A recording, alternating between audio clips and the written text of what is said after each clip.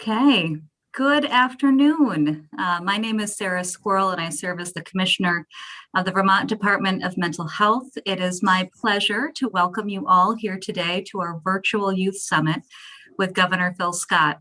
I also want to thank our partners at Vermont After School for helping us pull together and facilitate this event today. We know that the COVID pandemic has impacted all of us and our overall health and well-being. And as young people, we know that you have really felt those impacts as well. And you've had to adjust to many changes in your life, including hybrid and remote learning. And as Vermont stands poised to continue to advance on our recovery efforts as a state, this virtual youth summit is really an opportunity for you to share your experiences with us so that we can listen, we can understand what your needs are and your ideas are to inform our recovery efforts going forward. Your voice matters, and I really want to thank you all for taking the time to join us today. In addition to Governor Phil Scott, we are also joined by other key state leaders. And I want to thank them for being here today, and we'll pause for a moment and let each of them introduce themselves. Hi, good afternoon. I'm Dan French. I'm the Secretary of Education, and just want to thank you firstly for inviting me today. Really look forward to hearing your perspective, and it's great to see everyone from different parts of the state. So thank you, and I look forward to hearing your views. Hello, I'm Mike Smith. I'm the Secretary of Human Services, and I want to echo what Dan said. I really thank you for being here, for all the work that you put in. And I'm sure we'll learn a lot from what you have to say today. So thanks. Hi, everybody. My name is Monica Hutt. I'm the Chief Prevention Officer for the state of Vermont. This is a brand new role for me. I've just spent the last 15 years in the Agency of Human Services under Secretary Smith. So I'm really interested to hear what you have to say. And in fact, you're going to see me leaning over and writing because I'm taking notes. So just know that if I'm not looking right at you while you're talking, it's because I'm writing down what you're saying. Thanks so much. Thank you all. And I want to thank Governor Phil Scott for hosting the summit today. And I will turn it over to the governor for a few opening remarks. Well, thank you very much, Sarah, and good afternoon, everyone. It's great to see so many young Vermonters taking part in this forum. So I thank you for doing so, and I'm going to keep my comments short because my goal and our goal is to hear from you. As some of you may know, we've been thinking a lot about how to help get more students back in school before the end of the school year. And I know your parents, teachers, principals, and many others have been working really hard to help each of you get the best education possible during this once-in-a-century crisis. But I think most of us would agree, even the very best remote learning is still not as good as being in person. And this pandemic has also kept you away from family, friends, sports, music, drama. It's delayed driving tests, canceled proms and graduations, and so much more.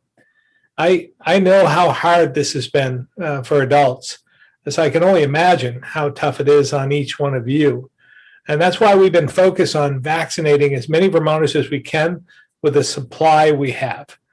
As we finish vaccinating our most at-risk adults as well as school staff, and as we've seen how effective our safety measures are in schools, I believe we can help get most of our schools to a point where they can offer 5 days a week in person. But it's important to me to hear from you as well about how life has been over the last year, what you hope to see in the coming weeks and months, and how we can help. So I'm really looking forward to what you have to say today. So I'll turn this back over to Commissioner Squirrel to get us started.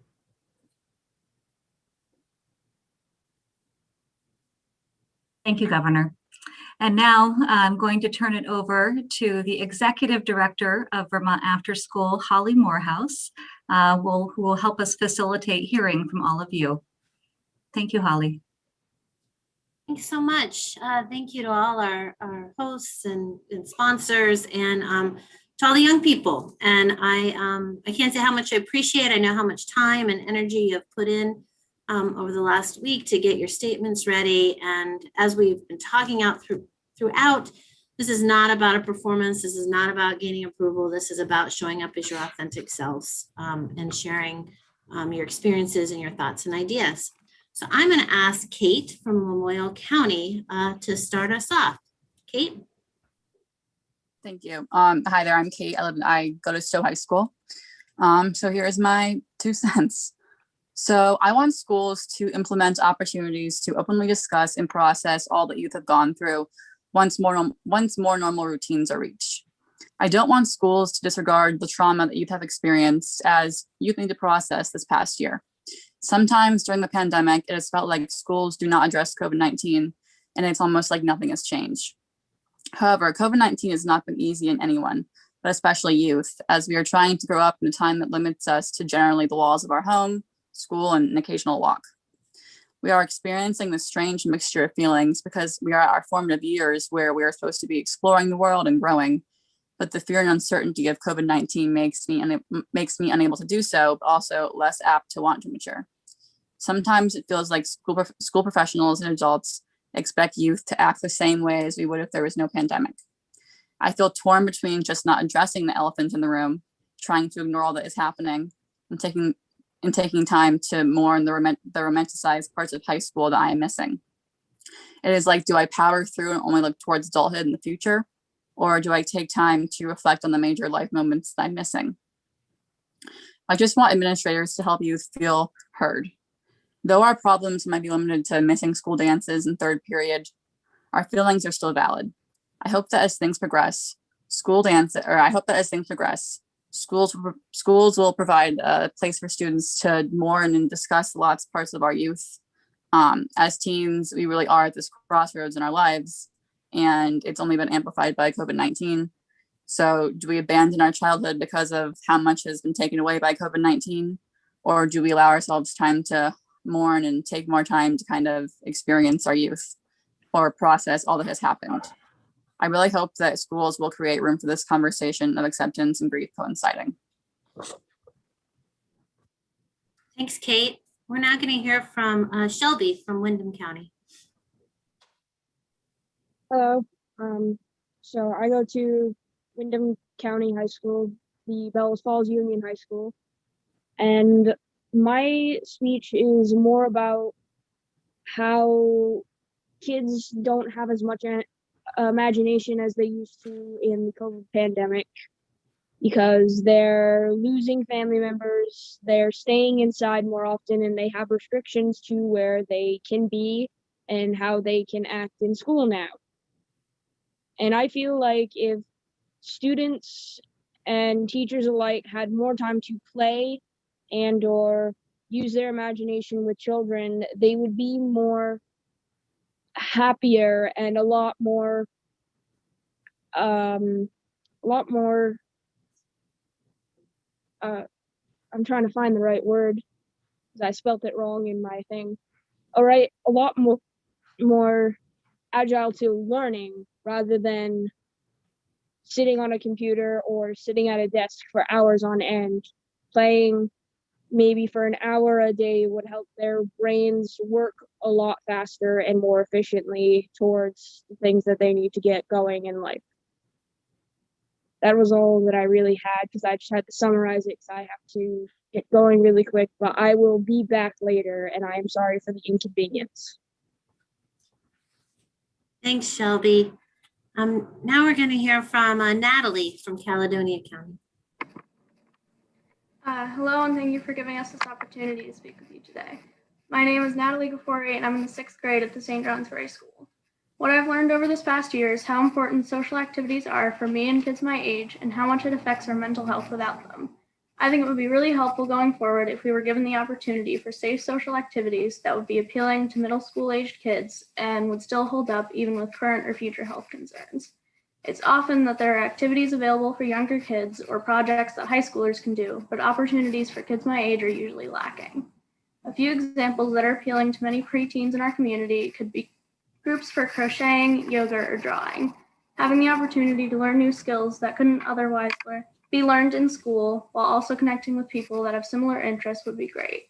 Not only would it be easier to grasp the new concepts being in person, but it would also be a fun way to get out of the house and see see people somewhere other than a computer screen. This past year, it has been difficult for me to connect with my friends. During the first few months of lockdown, it became increasingly difficult to try and find new ways to communicate with my classmates, especially since all of the activities I enjoy, such as band, dance, and clubs, were shut down. It became harder and harder to stay optimistic. When summer came, my best friend had to travel to her dad's office in Massachusetts, and the quarantine requirements meant that I almost didn't get to see her at all. With all of the activities on hold, I had no social interactions for most of the summer, and it was pretty hard. Recently, we had to quarantine again, and since all of my friends were still at school and I was at home, I again had a difficult time finding ways we could communicate.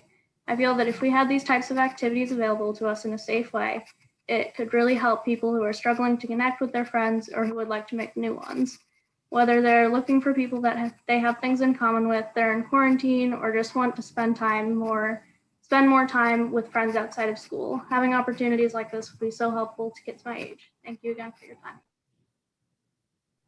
Thanks, Natalie. Kalima in Chittenden County, you're up next. Hello, my name is Kalima Suma, and I'm currently a junior at Burlington High School. Today, I'm asking the state to employ additional Black, Indigenous, and people of color at schools. I consider myself an advocate, but I can't speak for anyone's experience except mine. And this pandemic has been a roller coaster. Over the summer, I constantly asked myself, do I go out and stand with my community, stand for what I believe in at the risk of spreading COVID-19? And as the school year continues, this conflict hasn't stopped. Online schooling has been both beneficial and to me. My grades are good and haven't dropped, but attending classes and finding motivation to complete work is increasingly more difficult, especially when there always seems to be more pressing matters in the real world. When it comes time to discuss current events in the classroom, I don't know whether or not we're meant to talk about increasing hate crimes against Asian Americans, or how the Pope announced that priests can't bless same-sex marriages, or the rollout of vaccines in Vermont for youth. Those are only 3 topics consistently on mine and my peers' minds. Meanwhile, on the mental health front, students don't know how to reach out for help, and most guidance departments are stretched thin as it is. I'm lucky enough to have the resources outside of school, but many students don't, and that is why I'm asking for BIPOC adult support. My experience as a Black student and immigrant in Vermont hasn't been terrible, but it has been alienating at times, especially from the impact of COVID. Having more BIPOC teachers, staff, and administrators let BIPOC students know that they can relate to the adults in charge and that they've most likely have a shared experience, making it easier for these students to reach out and be more comfortable in academic environments. I know this isn't doable overnight, but I truly hope that this effort can be made. Thank you for taking the time to listen to my voice. Thanks, Kalima. Liam from Caledonia County is up next. Hi, my name is Liam Rice. I'm an 8th grader at the St. J School who is graduating in 3 months and heading to high school. Today, I want to talk about how I think that people who are in 8th grade and going to high school need more support. Let me explain. A lot of people who are in 8th grade are in online school or hybrid learning. This means that most people are behind to some degree in whatever subject. While not applying to all people, this issue applies to a lot of people, including me. In order to help, I think that high school should create programs to help us transition back into full-time school. For example, at the high school I'll be going to, they're offering Advanced Algebra 1, but it's slowed down so students can understand and learn about anything they missed in 8th grade. This class will be all year instead of 1 semester. Classes like this will really help people to make up what they missed in 8th grade, as our teachers don't have enough time to teach what they would normally teach. Another idea I have to help students is more on the social side of things. A lot of people have been online and haven't seen anyone in a long time. I think schools should offer some sort of orientation/summer camp that just gets people used to being back in school and used to being back to school in person. These camps should be more focused on fun and making friends and socializing, as we have all year to learn algebra. I'm thankful from the support of my teachers. They're doing their best in these times. This speech was not made to blame them for COVID or anything like that. Thank you for listening to me. Thanks, Liam. Rachel in Orleans County is up next.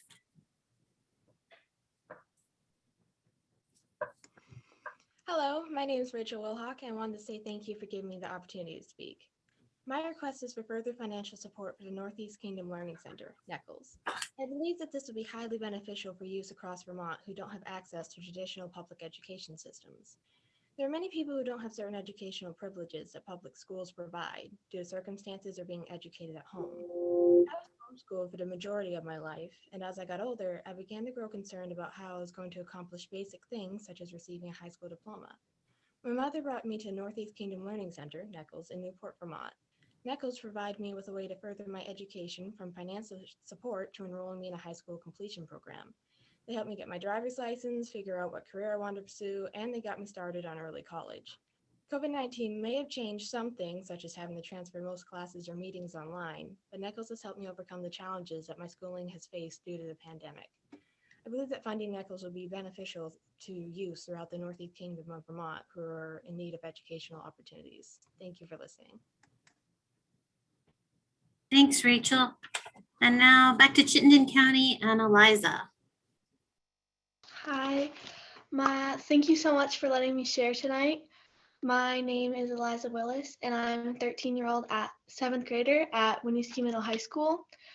And I would like schools to start giving students 5-hour school days, starting at 8:30 and ending at 1:30. During online school this past year, school and all the assignments have been overwhelming and stressful. Online learning has shown students how brutal going to school 7 hours a day, 5 days a week can be, both mentally and physically. I know that personally, my energy starts to degrade around 1 in the afternoon. I start to lose focus in class and I start to feel tired.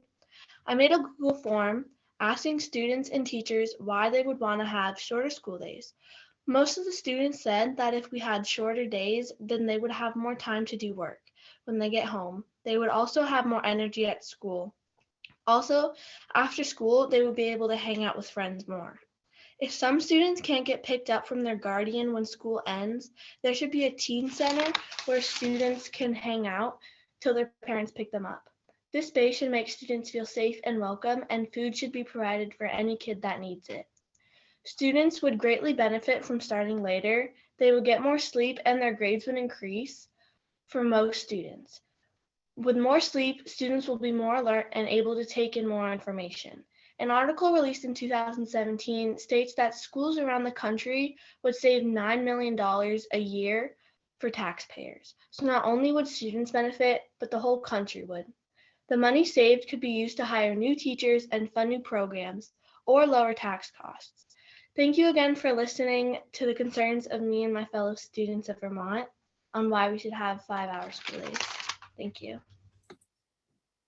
Thanks, Eliza. We're going to stay in Chittenden County and hear from Mackenzie next. Hey, my name is Mapenzi Selemani.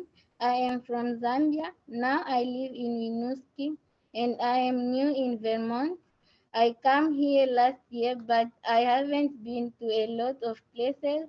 The current ones where I have been seem to be very interesting. Everything the country is still undergoing the lockdown. Decide on how I am seeing this coming summer. It would be nice if we can come up with different activities that can keep us busy. Some of those activities can be cleaning our neighborhood by picking trash and trying to recycle some plastics and bottles in order to create something good out of those trash. The other activity is opening up a modeling contest where people can have fun things activity. We bring people together and create some unity among them. Next year, I would like to have after school activity again. My friends and I enjoy making clothes and new things, playing outside, running and cooking. We would love to try biking. I would like to request more buses and drivers in Winooski. In the winter, it can be hard to walk to school because it is so cold and snowy. It takes 17 minutes for me to walk to school. It would be helpful to have a bus that could drive us to school and home in the winter. Thank you for giving me this opportunity. Thanks, Mapenzi. Now it's Alexia from Windsor. Good afternoon, Governor, officials, and viewers. My name is Lexia Stanley. I'm a senior at Windsor High School, and I live in Cornish, New Hampshire.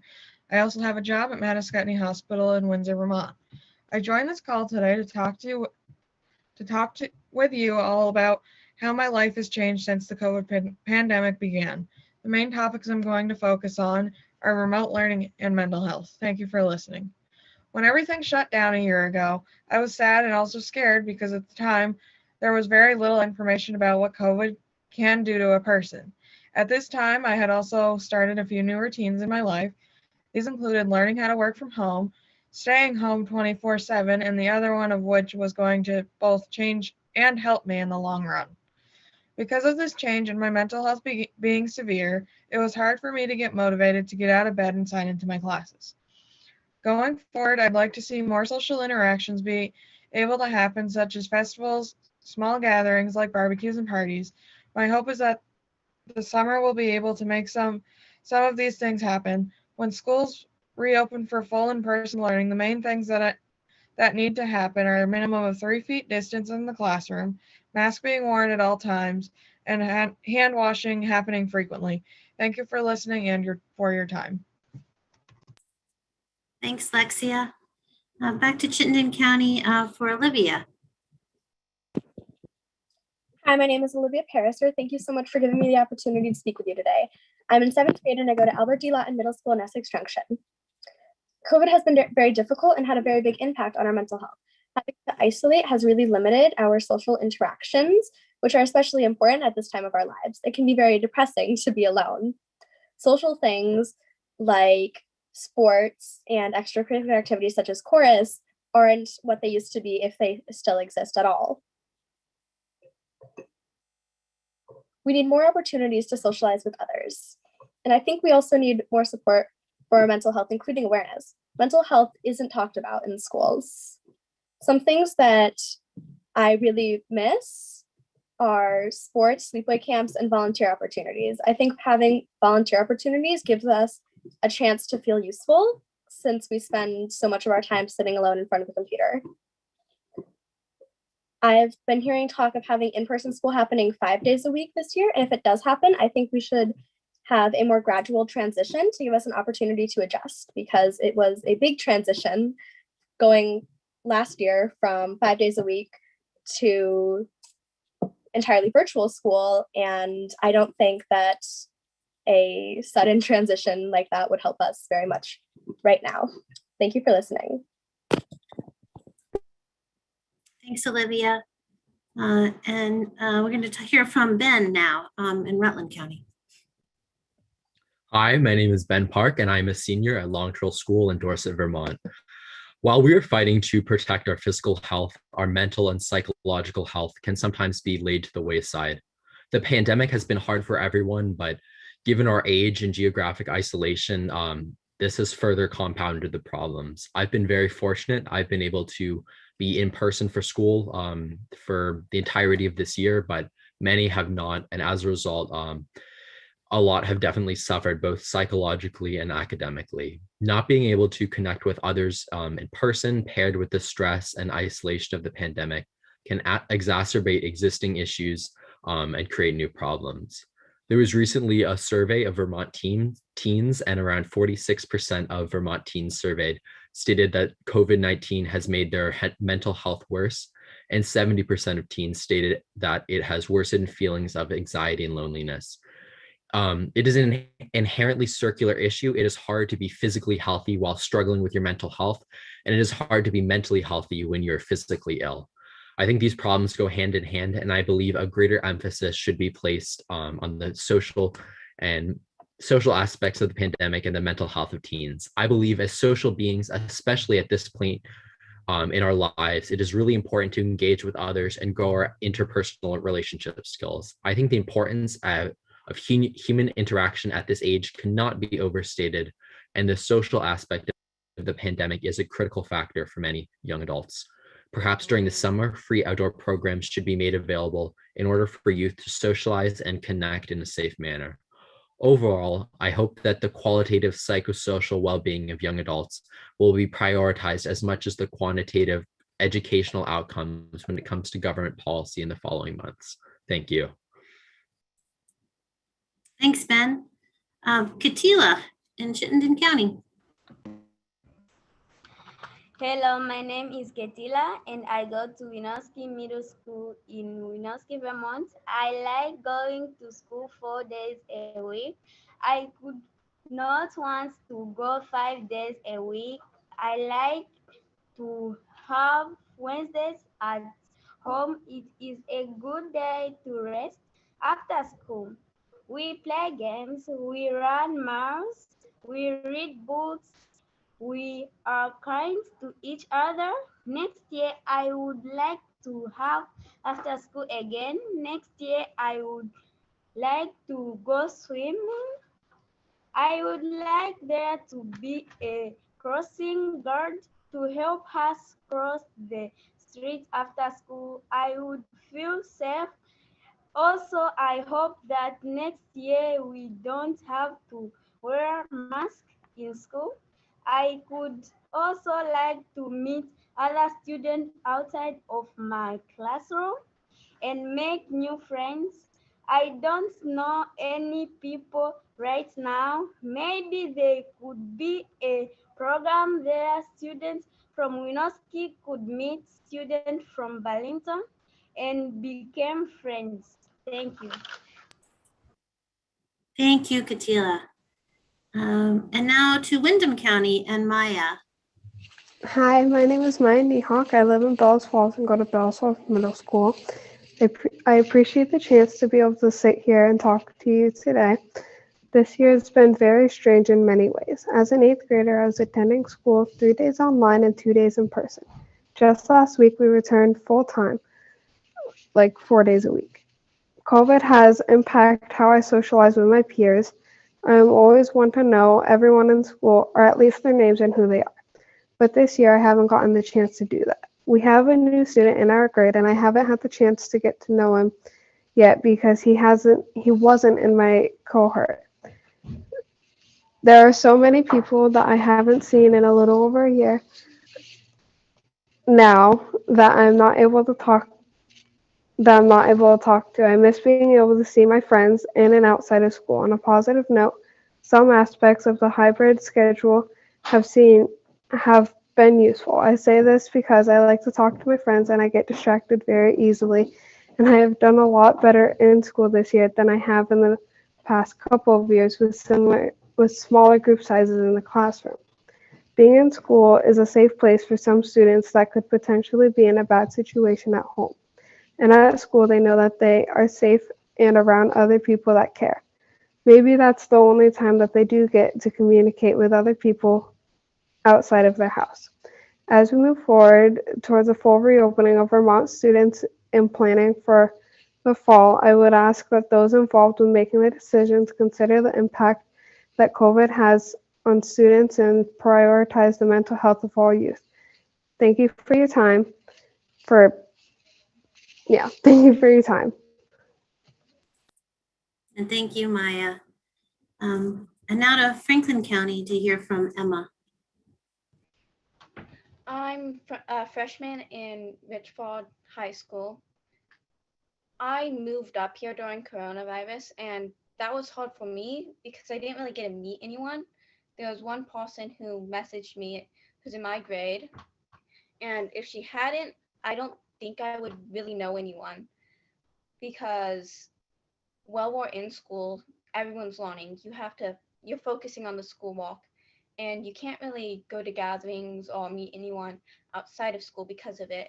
I just want to know what your plan or timeline is as we're slowly getting more used to COVID and more vaccines are getting put out. Thank you for taking your time out of your day to listen to me. Thanks, Emma. And now Sam in Washington County.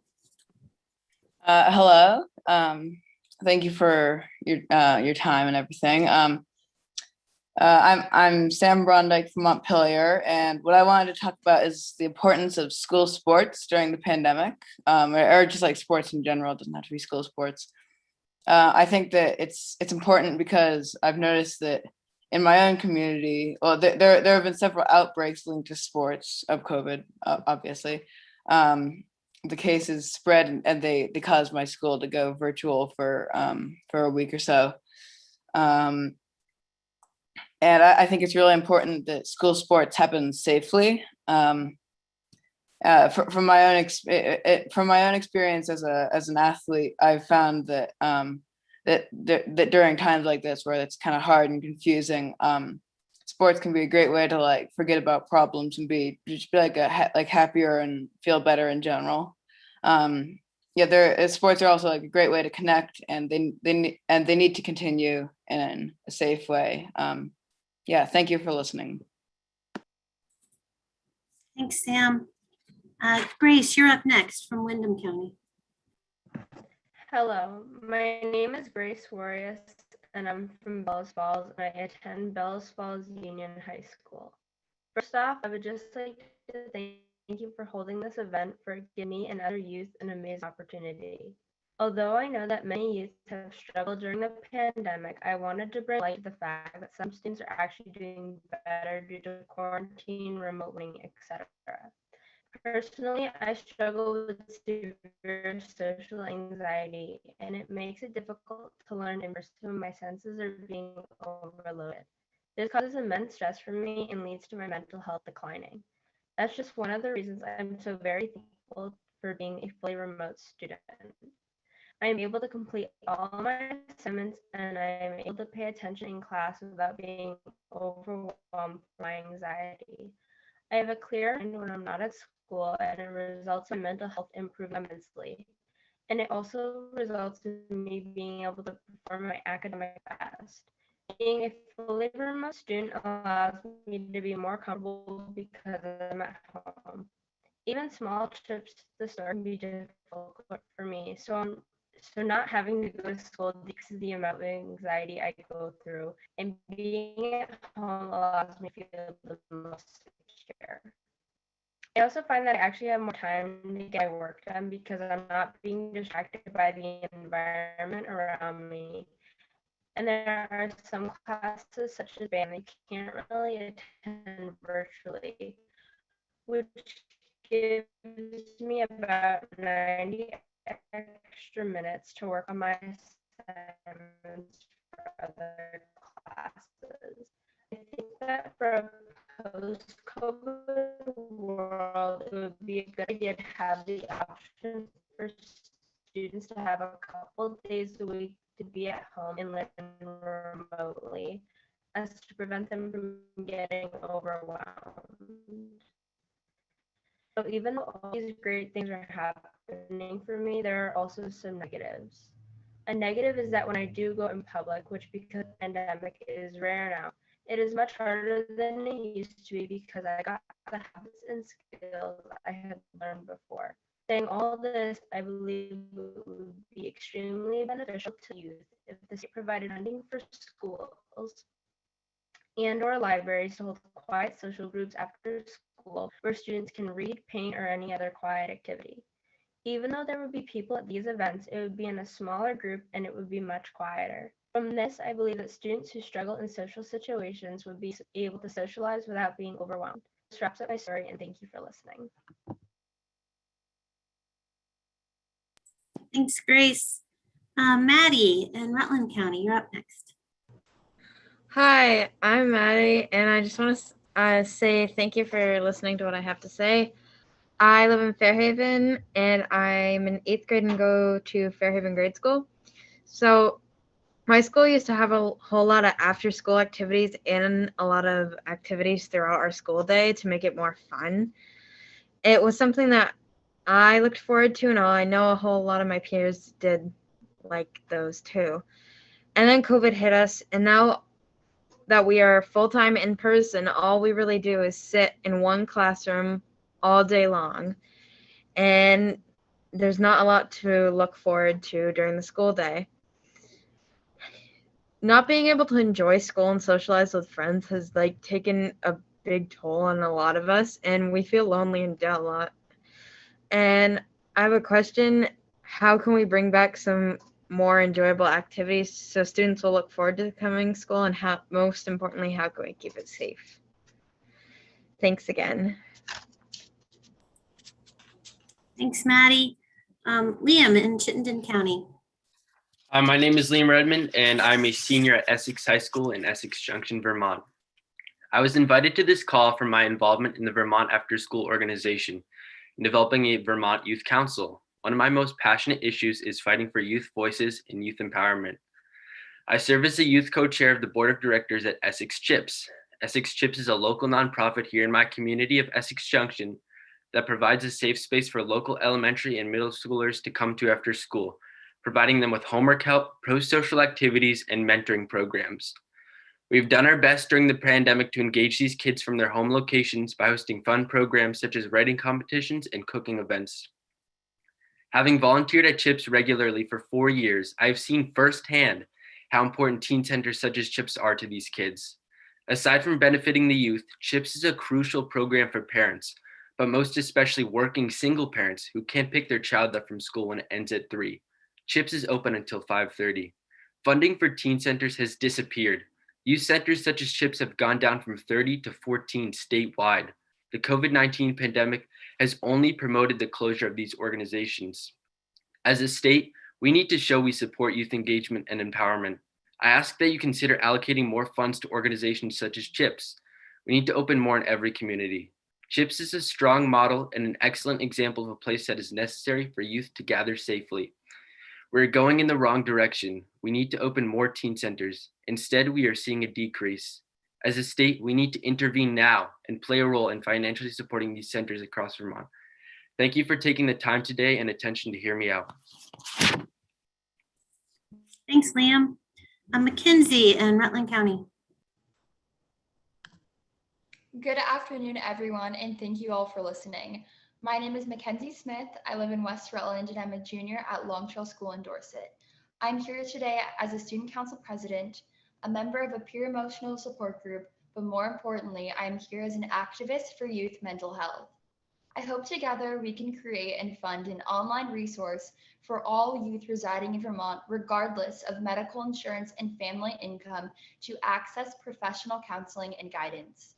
Over the past year, my experience, as I'm sure for all of us in some way, has felt like a maze with only dead ends. All of the life milestones and experiences I had been patiently waiting for seemed to be moved, pushed off, or forgotten. Trust me when I tell you, I truly understand the disappointment and dissatisfaction we all endured in some way when we had to utter the words, "Next year will be different." I thought that my disappointed reaction was selfish, as people were losing their friends, family members, and even their own lives to a deadly virus with no mercy. But then I took a step backward, and internally, and with the help of a mental health professional, I was able to self-reflect on all of the loss that I had endured and acknowledge that I had been through as well. The problem resides, however, in the fact that many youths are not able to recognize that they need to recenter themselves or give themselves a break. Not everyone has the resources to help them due to no fault of their own.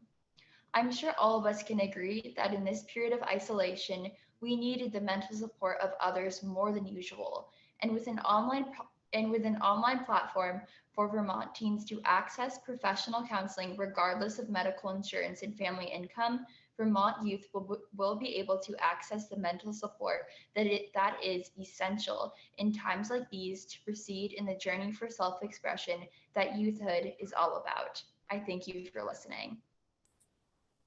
Thanks, Mackenzie. Ayushma in Chittenden County. Hi, my name is Ayushma Pradhan. I'm a middle schooler in Winooski Middle High School.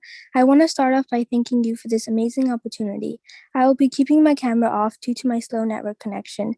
I would like there to be more anti-racist programs in education throughout Vermont. Having anti-racist programs in education is important because there are students facing racism or being racist without even knowing it. And since this pandemic started, the racism towards Asian Americans has increased very rapidly. When I was younger, I had a friend who was new to the US, and during breaks, my friend and I would talk in our native language because they couldn't really speak English that well. And there were some American students that would get super offensive and defensive and annoyed by us for speaking in our native language and would accuse us of gossiping about them. And when I tried to explain that we weren't, they would call me a liar and tell our teacher. And our teacher wasn't really much help because she told me not to speak my native language in class because it would hurt the students that couldn't really understand us, and it would hurt their feelings. And I never really thought about this as racism. But when I joined the community, Winooski Students for Anti-Racism, I learned that there are some forms of racism that are normalized, like students getting annoyed or defensive when hearing other students speak their native language. So in order to educate students about racism and how it can affect people, I strongly believe we should have more anti-racist communities like Winooski Students for Anti-Racism, where students can feel safe and learn about the effects of racism and maybe even help stop racism.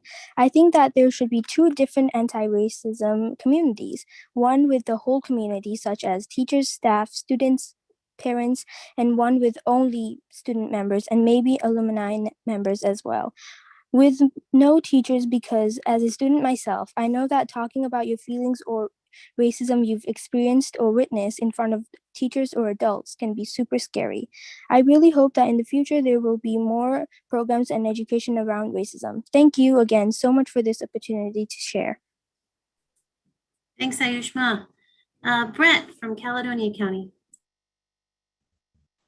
Hello, everyone.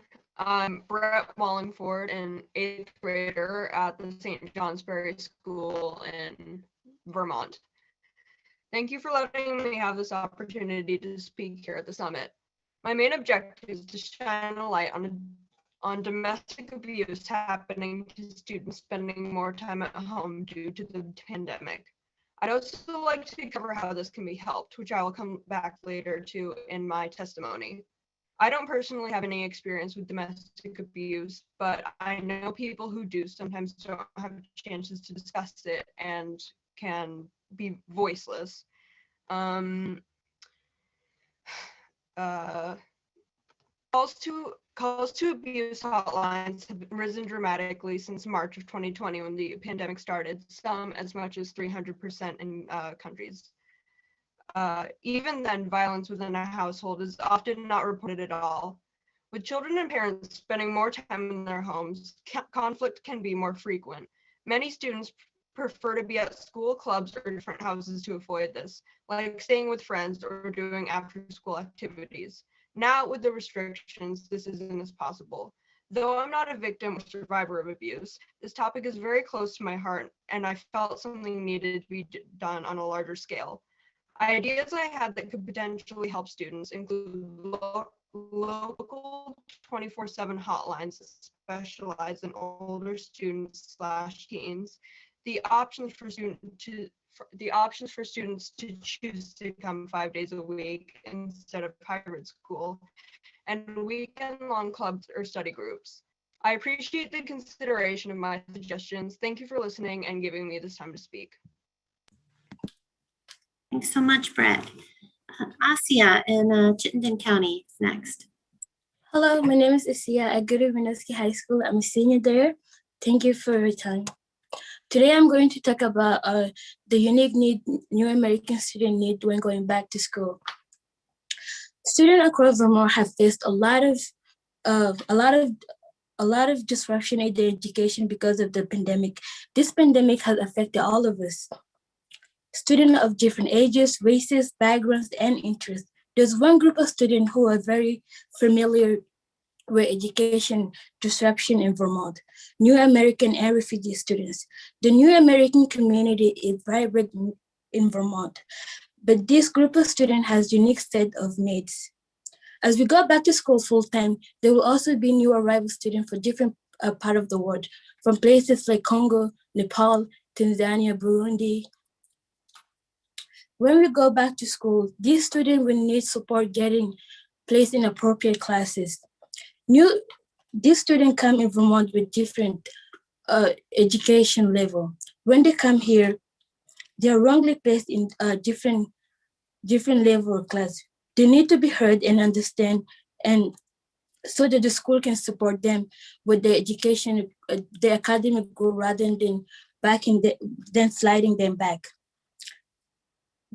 This requires getting to know the student personally, not just by the English level or test results. We can use education, which does not always indicates the student true ability. We can use educational resume to help a student get to know these kind of students. As we go back to school, this will help new American students fit in and succeed. Thank you for your time and listening. Thanks, Asia. And our last youth speaker of the afternoon is Sophia from Lamoille County.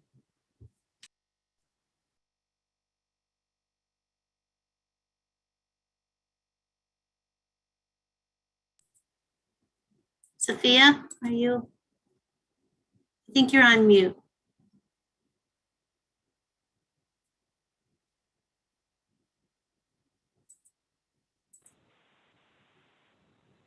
Okay, I hope everyone can hear me now. Yes, we can hear you now, thanks. Okay, I'm gonna have to keep my camera off because I have very bad service. But anyway, starting off, good afternoon, and thank you for taking this time to hear what Vermont youth have experienced this past year. My name is Sophia, and I'm 17 years old. COVID-19 has been a pandemic of chaos, confusion, political polarization, and a deep, seemingly endless void of uncertainty, as all pandemics are. Anxiety, depression, verbal, emotional, and physical abuse, divorces, job losses, business shutdowns, and even suicide have all increased dramatically.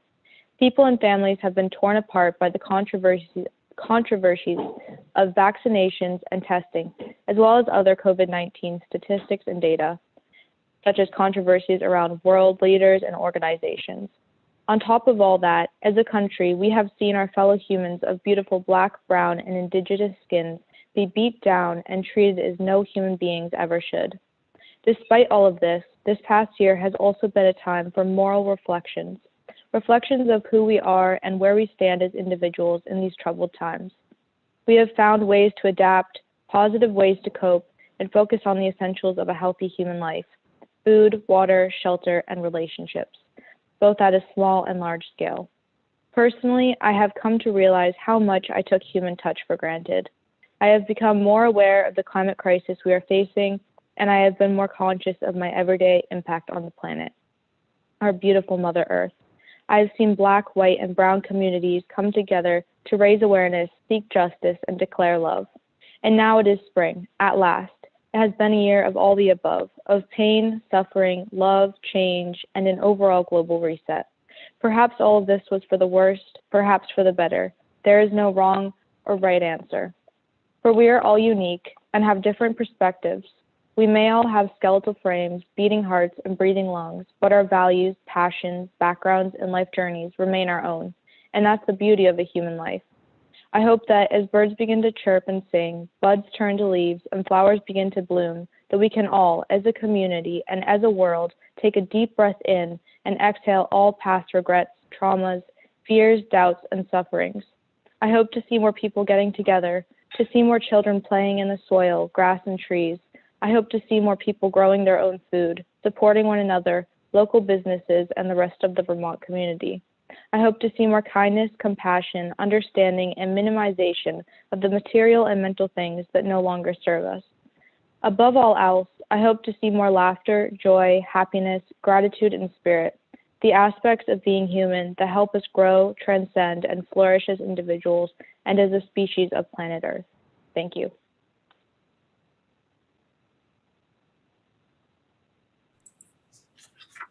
Thank you, Sophia. And I'm going to pass now to Commissioner Squirrel. Thank you, everyone.